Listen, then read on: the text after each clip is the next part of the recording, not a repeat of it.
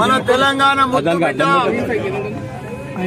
మన తెలంగాణను అన్ని రకాల కూడా తాగునీరు, సాగునీరు, కరెంటు, ఆసర పింఛన్లు ఒక్క రకంగా కాదు, తెలంగాణను దేశంలోనే నంబర్ 1 రాష్ట్రంగా తీర్చిదిద్దిన ఘనత ఈ రోజు మన జన్మదినం చేసుకుంటున్న మన పెద్దలు, మన గౌరవనీయులు, మన మాజీ ముఖ్యమంత్రి వర్గీయులు, మన మాజీ సీఎం కేసీఆర్ గారి జన్మదిన సందర్భంగా అందరం కూడా ఈ రోజు ఇక్కడ ఫిర్యాదుగూడలో మన మేయర్ గారు, మన కార్పొరేటర్లు, మన స్థానిక నాయకులందరం కూడా ఇక్కడ కేక్ కట్ చేసుకున్నాం.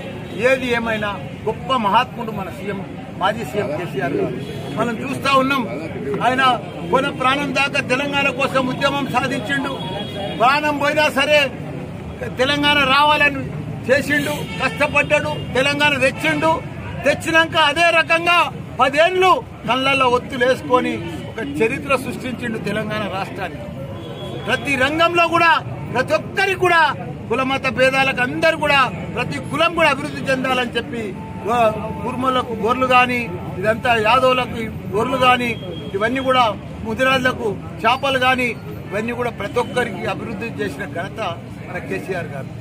మనం ఇప్పుడే చెప్పుకున్నాం, ఇవాళ 70 సంవత్సరాలు ఆయన 10 సంవత్సరాలు ఒక చరిత్ర సృష్టించారు.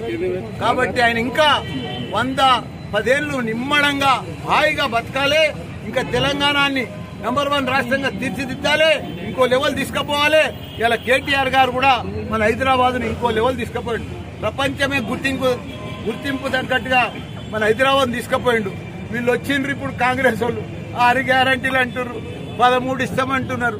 ఏది మాయమాటలు చెప్తలేరు, అన్ని అబద్దాలు చెప్తున్నారు, అన్ని మాయమాటలు చెప్పి ప్రజలను మోసం చేస్తున్నారు.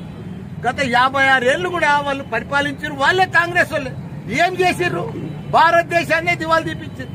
మన సీఎం కేసీఆర్ గారు మన తెలంగాణ రాష్ట్రాన్ని నంబర్ 1 రాష్ట్రం చేసిండు. ఇప్పుడు పెద్ద పెద్ద మాటలు పెడుతున్నారు, మాయ మాటలు నమ్మిండ్రు. కానీ నమ్మిండ్రు ప్రజలే తొందరగానే తేరుకున్నారు కూడా, ఆ మాటలు మళ్ళా నమ్ముతలేరు.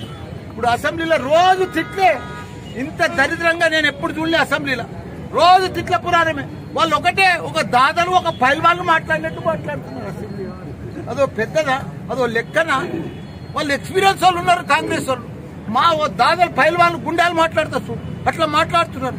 మరి మీరు ఇచ్చిన 6 గ్యారెంటీలు 20 ఎప్పుడు ఇస్తారో చెప్తలేరు. అన్ని మేమే చేస్తామంటారు. అప్పుడే అయిపోయినట్టుగానే, అప్పుడు ఇంకా 5 ఏళ్లు టైం ఉంది కదా, మెల్లగా చేస్తాం కదా ఇది అంటున్నారు. కానీ మీరు 9 తారీఖే చేస్తాన్నారు, 15 తారీఖే చేస్తున్నారు, 100 దినాల్లో కూడా చేస్తా అన్నారు. కానీ ఒక్కటి కూడా సరిగా చేయలేదు. ఆ 2-3 పనికిరాని చేసినవి బస్సుల మహిళలకు అవి వచ్చేటి కావు. పైసలు ఇచ్చేటి చేయండి.